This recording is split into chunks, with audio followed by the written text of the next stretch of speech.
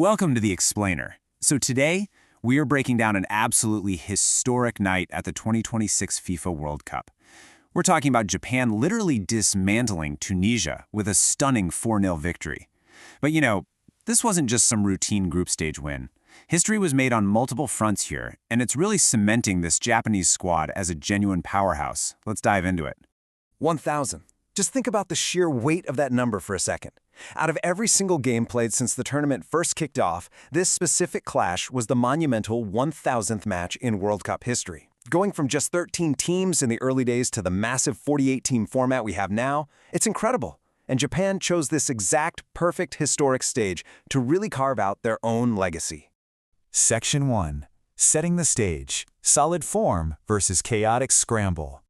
Okay, so to really understand this result, we have to look at the pre-match reality, because these two teams, total opposites. Japan arrived looking like an absolute well-oiled machine under Hajime Moriyasu. I mean, they were fresh off a brilliant 2-2 comeback draw against the Netherlands. Tunisia, on the other hand, was in complete chaos. They were reeling from a brutal 5-1 defeat to Sweden. They literally fired their manager and then brought in Hervé Renard on just a week's notice, right? His hands were pretty much tied before the whistle even blew. But before we actually get to kickoff, it's worth taking a quick second to ground ourselves in the history of this moment. The very first World Cup match ever, that took place way back in 1930, with France beating Mexico. And now, nearly a century later in 2026, we've arrived at this milestone match. The stage was totally set, and man, did it deliver. Section 2. A record-breaking start. The inciting incident. 4 minutes. That is literally all it took for Daichi Kamada to prod the ball home through a total sea of Tunisian defenders.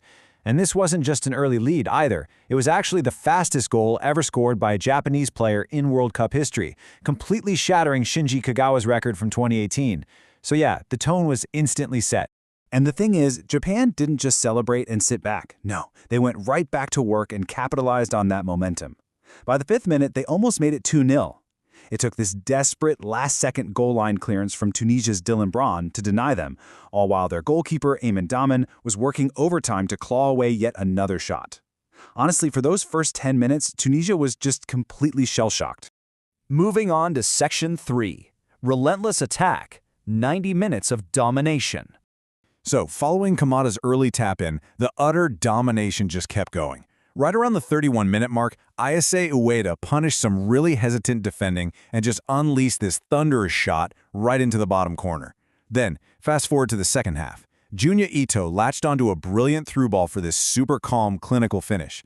And finally, at 83 minutes, Ueda struck again. He hit this looping header from a corner, sealing his brace, and of course, wrapping up the 4-0 victory.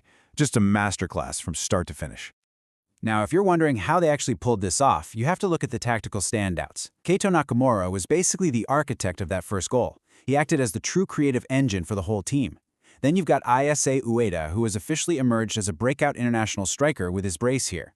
And we absolutely cannot overlook Zion Suzuki. Seriously, whenever Tunisia even attempted a counterattack, Suzuki and the backline held the line so solidly to secure that clean sheet. Section 4. The aftermath. Historic records and heartbreak. The records broken here are just monumental. I mean, this was the largest victory by any AFC nation in World Cup history, paired up with Japan's fastest ever tournament goal. But looking at it impartially, we do have to talk about the harsh reality for Tunisia. Conceding 9 goals in just 2 matches, that means they are officially eliminated. It's a disastrous exit, especially for a team that had to scramble with a brand new coach on a mere week's notice. But this result perfectly captures exactly why Japan is succeeding right now. As someone from the Japanese camp put it, quote, "We prepared well for what we wanted to do and played aggressively." And that's the thing. This consistency is completely by design.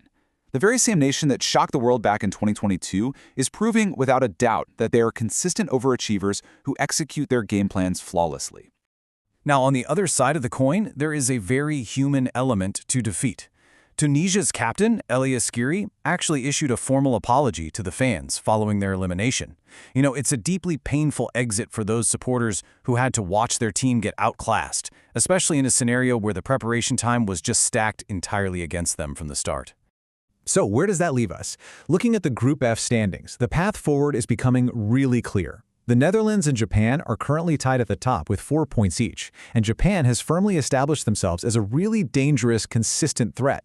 Meanwhile, Sweden is still alive with 3 points, while Tunisia sits at the bottom with 0 and is officially heading home. Which brings us to our final thought for this explainer. Japan has secured the biggest Asian win in World Cup history, all during the tournament's 1000th match. With an unstoppable, creative engine, a true breakout striker, and a rock-solid defense, just how far can this Japanese team go? Could they actually win it all? Definitely something to think about as they head deeper into the knockout stages. Thanks so much for joining me, and we'll see you next time.